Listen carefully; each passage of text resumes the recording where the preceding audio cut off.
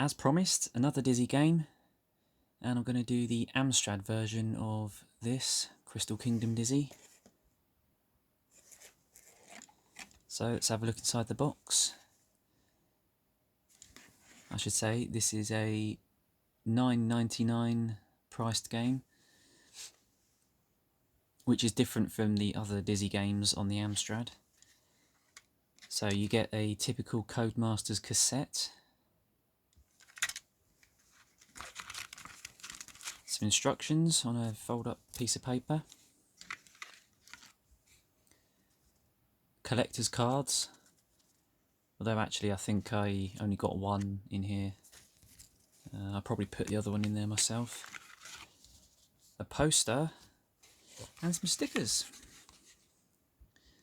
You can see there, they're from 1992, and this game came out in December 1992, which is right at the very end of the Amstrad's commercial life.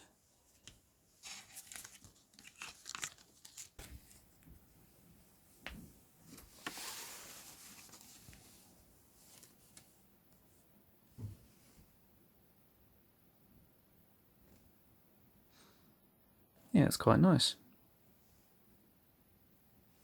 Let's load it up and play some Crystal Kingdom Dizzy. Alright, it's loading. Look at that picture. He means business.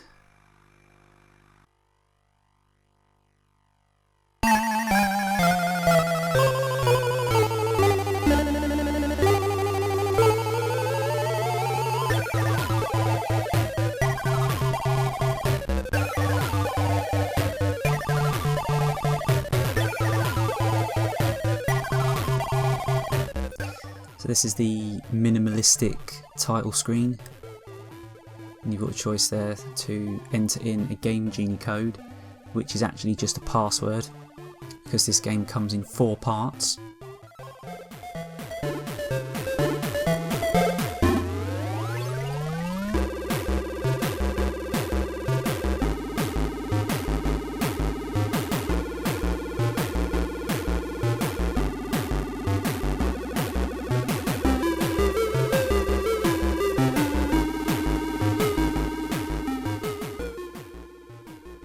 Now this plays exactly the same as all of the main Dizzy adventure games. The difference, which is obviously quite noticeable, is that it doesn't keep the same look as all the previous games did on the Amstrad or the Spectrum or most of the Commodore 64 versions. It's very, very colourful, and it looks like it's been built completely from scratch. And unlike other Dizzy games, you can enter into houses now. And the tree house village is a little bit more dangerous than it has been in other games. Actually, thinking about it, in every game that features the treehouse village, they're always completely different. I mean, do they have natural disasters every couple of years, so they have to completely rebuild? Nah, it's a gameplay thing, isn't it? It's a design thing.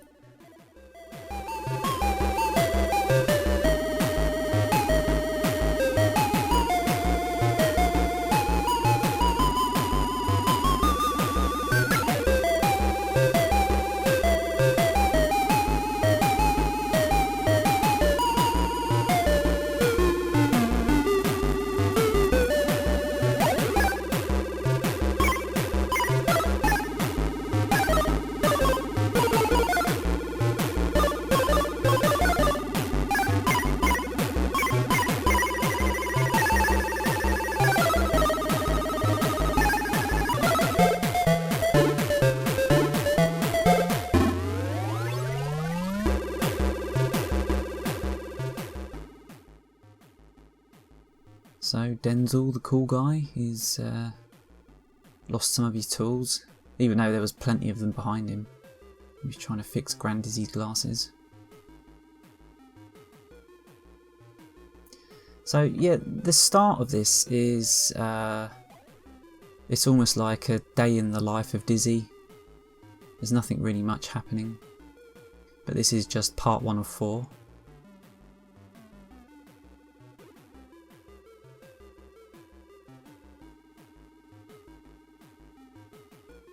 I don't know actually.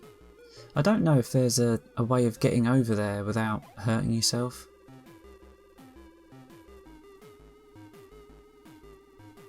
And that spider sprite looks absolutely hideous. Don't know what the hell that's supposed to be. A lot of the sprites in this look a little bit weird, don't they? Now if you had bought all the previous Dizzy games before this one, then it might have been a little bit disappointing or a shock to see the completely redrawn graphics. But actually that really wasn't that uncommon, because the vast majority of Dizzy games were just passed on to a different team, because you had the two main guys, you had the Oliver twins that invented Dizzy and wrote the first couple, but to get the games released on so many different formats that the games were released on, they obviously had to be given to other people, and that did set a bit of a trend, so you do end up with a lot of games that look completely different. But the Amstrad games were all typically written using the same base code. A lot of the graphics were reused too.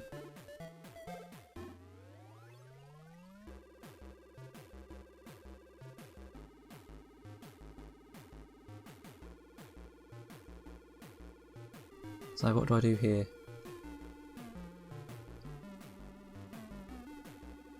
Why, I use the whip, of course. Now, if you didn't know that, then you would get completely stuck there. I think there's a bit of a problem with this game regarding the puzzles. And another problem is the bland conversations you have with all the characters. I think that they created a lot more game than you actually see here. And what they had to do to fit it all in is they had to cut it down quite severely. So what you end up with is really boring conversations, and you end up with puzzles that are kind of not even suggested at, and it is a bit detrimental to the gameplay because you will get completely stuck at certain points. And there's a major point in part 2 that I'll show you when I get to it that I got completely stuck on. Oh yeah, and by the way, that is CJ the Elephant. I did a video of the Spectrum version of one of his games, but he never appeared on the Amstrad, so this is probably his only appearance in an Amstrad game. And of course he gives you his umbrella.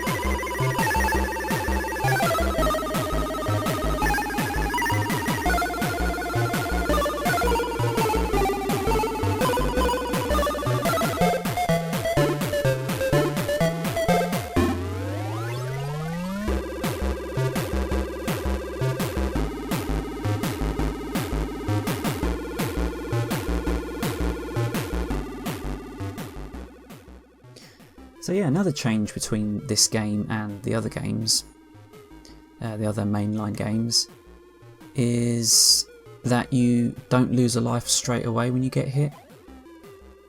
Yeah, I'm absolutely storming through this.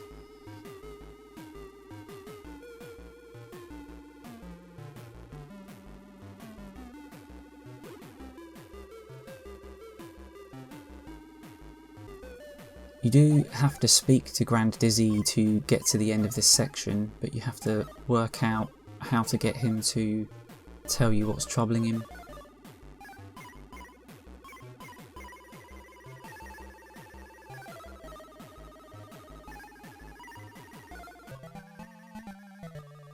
done. Did that pretty quickly, didn't I?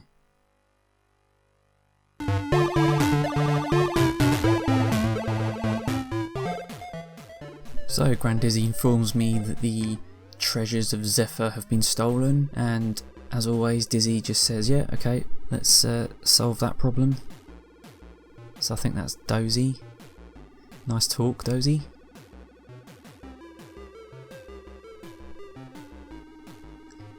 And that's not so fat Freddy. So this level is where things start to get a little bit obscure.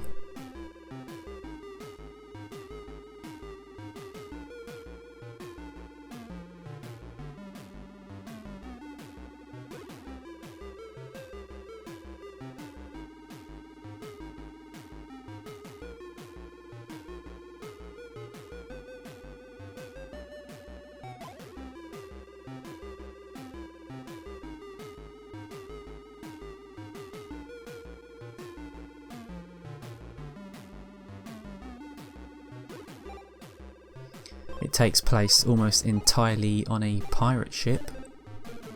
Although maybe it's not a pirate ship. Good old Dizzy just getting on with the job. So Dizzy now has to get the ship in working order so it can set sail. It doesn't seem to be a crew anywhere. And you haven't actually been given any instructions either, so it's up to Dizzy to work out what to do. I'll start off here by just sort of exploring it all and gathering up most of the items into one place. And I think some of the items are red herrings.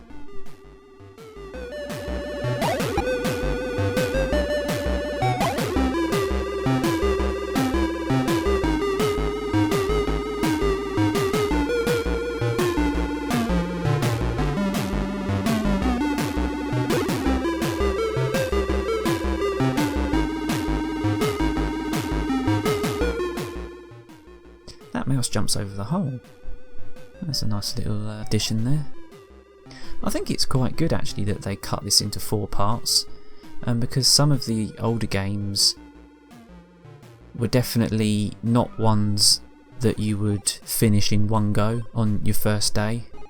You would be able to finish it in one go once you know what to do, but the thing is you'd be forced to finish it all in one go because there wasn't any save states or ways to save your game. So if you had to turn it off for some reason to eat your dinner, then you'd have to start it again from the start. So at least this one you can tackle the game in little chunks. Although overall the length of the game isn't actually any longer than the other games, unless you actually really do get completely stuck.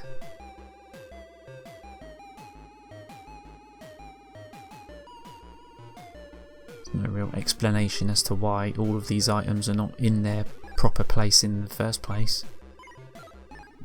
And actually, if you ever go back to the captain to get a progress report, or to give him a progress report, he just repeats the same sentence over and over again. So he's not very helpful. Until he does change what he says when you've almost finished everything, but you've got to work it all out yourself. I mean, I suppose some of the items you find might give you a bit of a clue. Right, here. So would you have guessed that's actually a drip that you have to plug or have to fix? And it looks like all the other drops of water on the ship.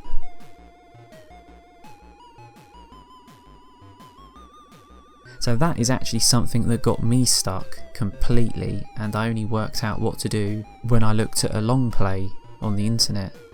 And I think the captain might have given you a clue on some of the other versions of the game, but this one seems to just have such cut down text.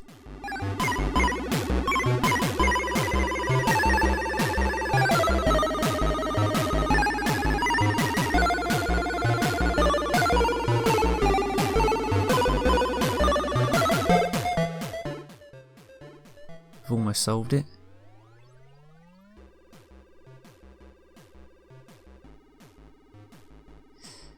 And we do have the same music again.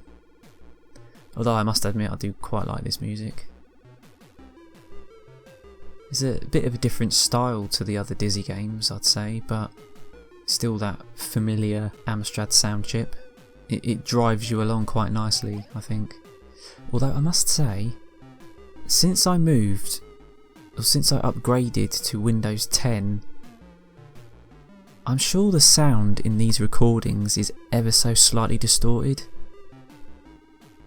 And it's making me reluctant to upload any music now.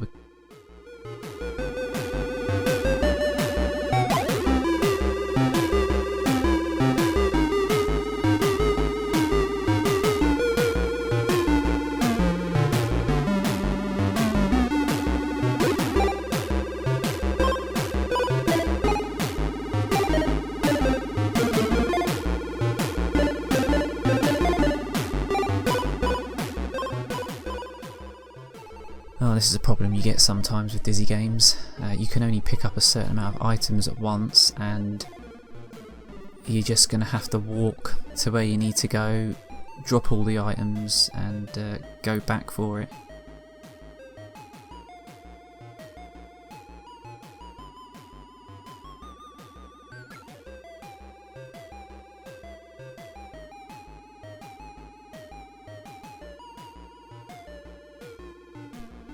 Oh, I solved a puzzle. Okay, cool.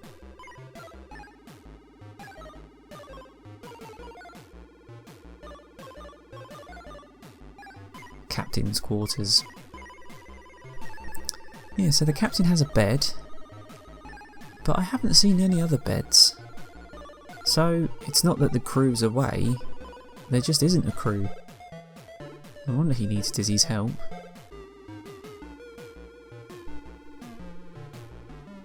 Speak to the captain again, and he hasn't changed what he's saying.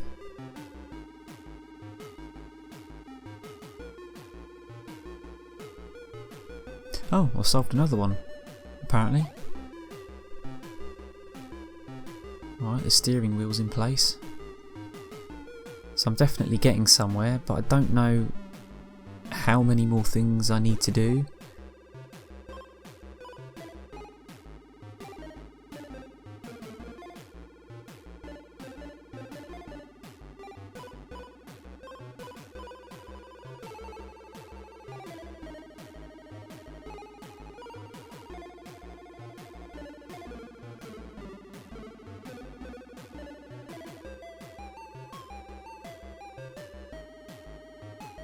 If I remember rightly, I do have to add a patch to this sail, but I don't see a hole anywhere.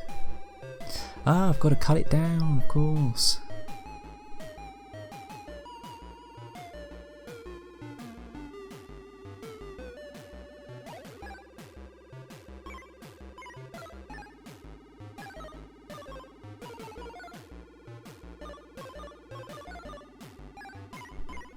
Alright.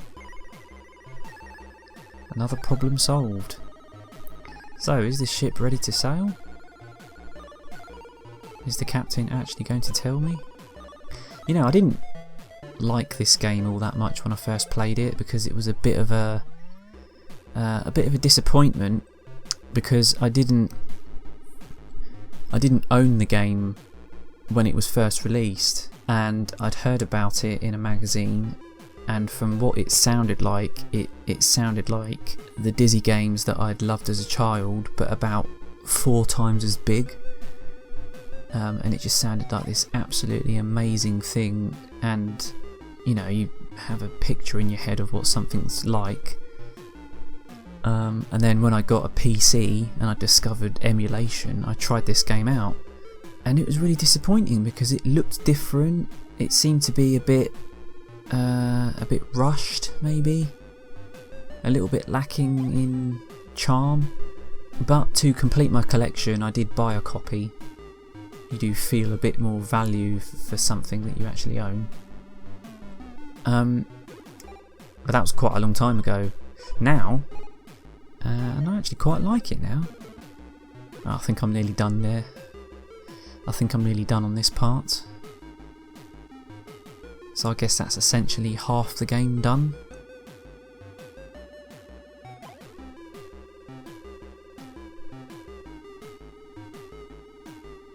Oh no, I lost a life. Oh.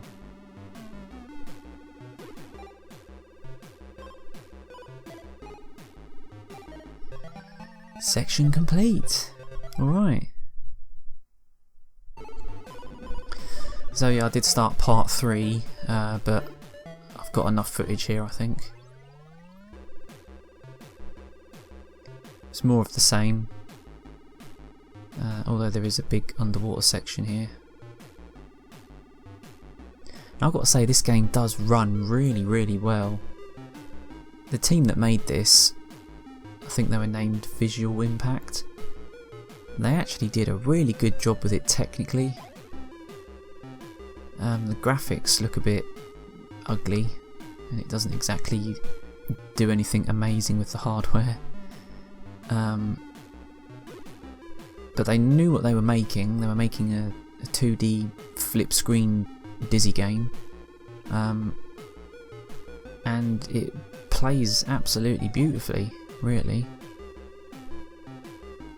It's nice and colourful, it's got good music, it's perfectly good fun to play. So there you go, there's my video for Crystal Kingdom Dizzy on the Amstrad, and I'm sure there'll be more Dizzy games to come.